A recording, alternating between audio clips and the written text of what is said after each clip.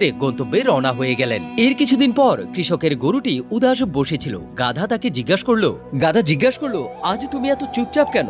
গরু বলল, আমাকে দিয়ে সারাদিন অনেক খাটাখাটনি করায়, না করলে লাঠি দিয়ে আঘাত করে, আমি অনেক পেরেশানিতে আছি। গাধা বলল, আমি কি তোমাকে একটি তরিকা শিখিয়ে দেব যার মাধ্যমে তুমি কয়েকদিন আরাম করতে পারবে? গরু অনেক আগ্রহ নিয়ে বলল, হ্যাঁ, আমাকে জলদি জলদি শিখাও।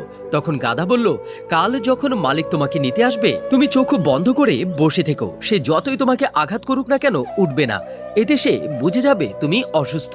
এতে করে তুমি কিছুদিন আরাম পাবে। পাশেই কৃষক দাঁড়িয়ে থেকে কথাগুলো শুনছিল। পরের দিন যখন কৃষক গরু নিতে আসলো তখন গরু ওইটাই করলো যেটা গাধা বলেছিল। তখন কৃষক বলল, আচ্ছা ঠিক আছে, গরু যতদিন পর্যন্ত সুস্থ না হয় ততদিন গাধাকেই জমিতে নিয়ে হাল চাষ করাবো। সারাদিন গাধা অনেক পরিশ্রম করলো, শ্বাস বেড়ে গেল, তার শরীরও দুর্বল প্রায়। সন্ধ্যাবেলায় যখন গাধা ফিরে আসলো গরু বলল, আজ তুমি আমার অনেক উপকার করেছো, খোদা যেন তোমাকে খুশি রাখে। গাধা কোনো কথা না বলে চুপচাপ মাটিতেই ঘুমিয়ে পড়ল।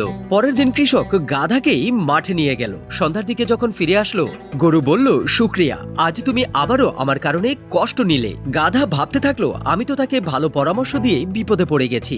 সে সারাদিন আরাম করে আর তার কাজ আমাকে করতে হয়। গাধা চালাকি করে বলল, আমি তো তোমার জন্য জীবনও দিতে পারি, কিন্তু আজ আমি মালিককে বলতে শুনেছি যদি তুমি ঠিকঠাক মতো সুস্থ না হও তাহলে আগামীকাল তোমাকে কুরবানি দিয়ে দিবে। গরু এটা শুনে কাঁপতে কাঁপতে দাঁড়িয়ে গেল আর বলল, এখন আমি কি করব?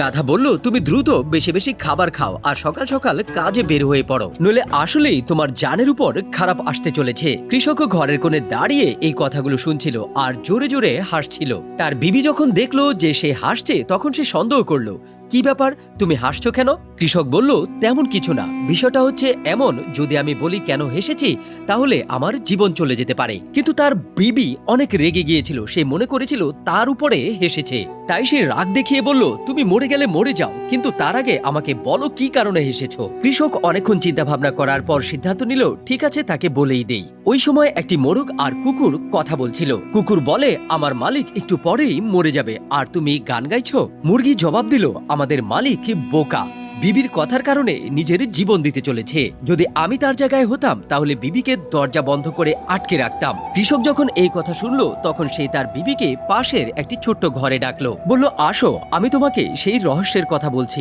আগে ঘরের ভিতরে যাও। যখন বিবি ঘরের ভিতরে গেল তখন কৃষক তাকে ইচ্ছামতো বকা দিল।